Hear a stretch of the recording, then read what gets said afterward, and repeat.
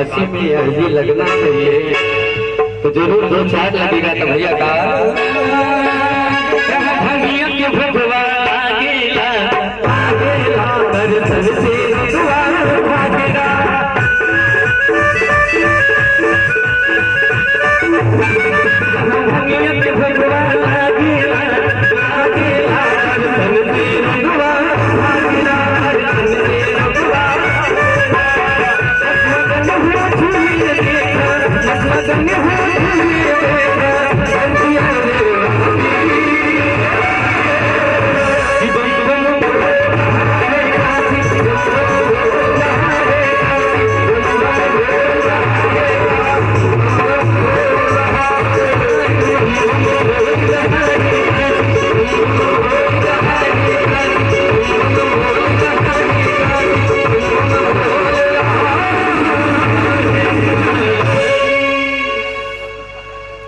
मोहनी की भी डायरी खोज रही है।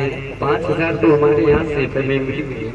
पूरी रात डॉक्टर साहब गा देंगे। मोबाइल क्या होते देखिए पॉकेट में रखते हैं, और डायरी को जब 10 साल के थे तभी से हटा दीजिए। तो आइए एक छोटा सा और भजन हो जाता है काशी में। भैया जो थोड़ा ड्राइवर की आवाज बढ़ा दीजिए, ढोलक वाले को बहुत तकलीफ हो रहा है।